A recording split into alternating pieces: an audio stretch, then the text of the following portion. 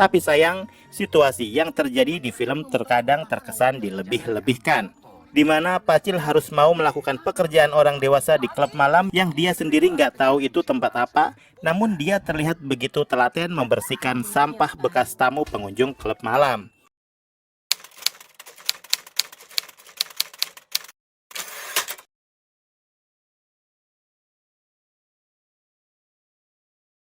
Yang pantas jadi bapaknya teh Akang. Salam sinema sahabat sinemalogi. Panggil Aku Ayah adalah film drama yang disutradarai Benny Setiawan. Film ini dibintangi Ringgo Agus Rahman, Boris Bokir, Mia Salim, Tisa Abiani, Sita Nursanti, dan lain-lain.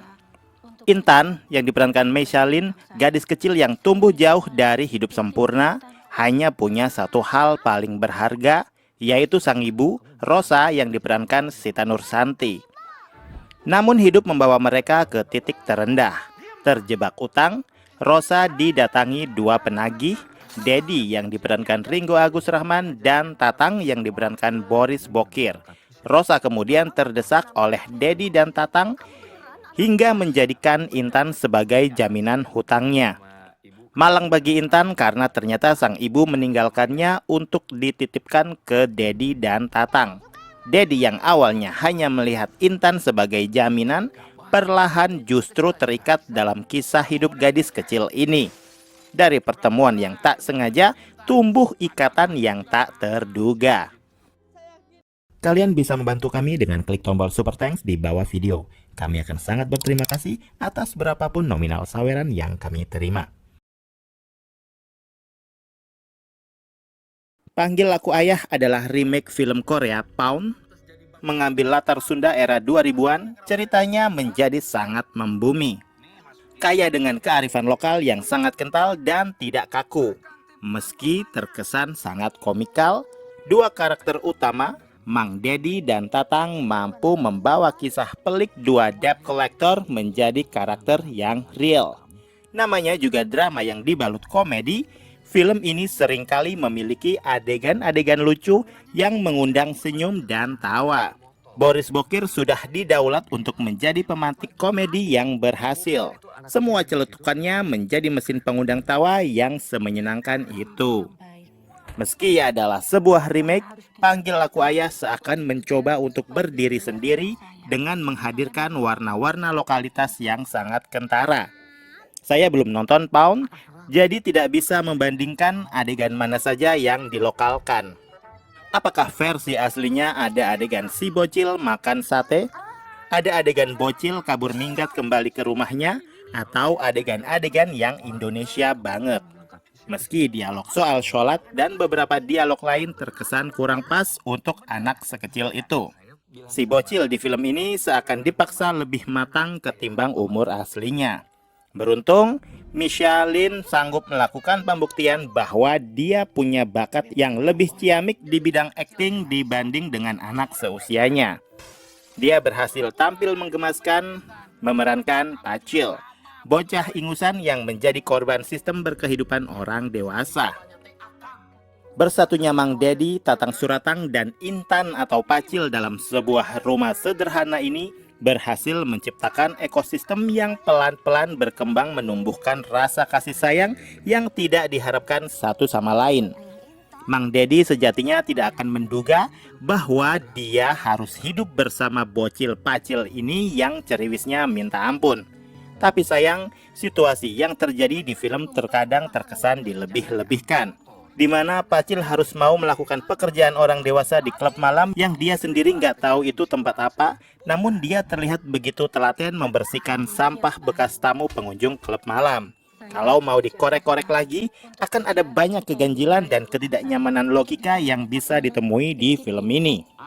Bayangkan saja seorang ibu yang harus terlibat dengan debt collector karena ulah suaminya yang tidak sanggup melunasi hutang, terpaksa mengiyakan saat Mang Dedi mengambil keputusan untuk membawa Intan, anak ibu tersebut.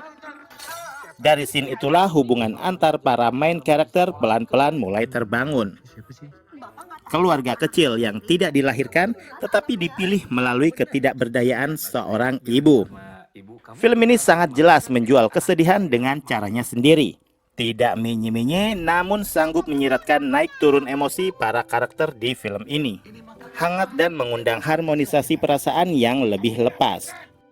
Terlebih pelan-pelan karakter Mang Dedi yang lama-kelamaan ke-trigger untuk berusaha menyampaikan perasaan sayang kepada Pacil. Namun, keduluan ego yang besar sehingga perasaan itu hanya bisa dipendam sedalam lautan. Adegan demi adegan yang terbangun secara perlahan sangat menguji kesabaran. Karena digambarkan mereka berdua terlahir tidak kaya raya, namun lebih banyak kaya hatinya. Meskipun begitu, Panggil Aku Ayah tetap menyentuh dengan hidup sederhana dan gaya penyutradaraan Benny Setiawan memberikan intensitas emosi yang lembut dengan kehangatan yang lebih jelek. Secara garis besar, Panggil Aku Ayah berkisah melalui penuturan yang tampak tenang dalam adegan-adegan yang sangat menghangatkan sekaligus membumi. Tak perlu ada simbolik soal dramatisasi rasa sayang meski sebatas pelukan. Hanya tindakan kecil seperti mengantar anak ke sekolah dengan sukacita, menunggu di depan pintu dengan perasaan gelisah, mengajarkan pelajaran sekolah dengan caranya sendiri, dan merapikan rumah yang begitu dirindukan dari kehadiran sosok ayah.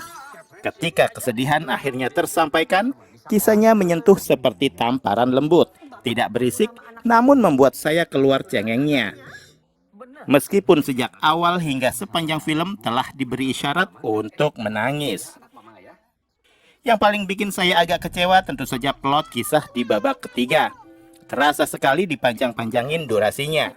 Meski film ini memiliki pondasi cerita yang kuat, karakterisasi tokoh-tokohnya yang bagus, dan Sunda Core yang lebih fasih dan santun, meski saya bukan orang Sunda, setidaknya dialog-dialog mereka di kuping terdengar sangat kalem dan menenangkan. Meski ada salah satu adegan yang kayaknya nggak bekerja dengan maksimal. Pada akhirnya saya jatuh cinta dengan bocil Mesalin karena dia berhasil mencuri spotlight. Dan bisa jadi diproyeksikan ke depannya sebagai bintang film muda berbakat masa depan. Skor dari saya. Demikian video reaksi dari film Panggil Aku Ayah yang tayang di bioskop. Silakan like, komen, dan subscribe kanal ini. Cek juga akun-akun media sosial Sinemalogi. Dan jangan lupa bersinema dahulu, berbahagia kemudian.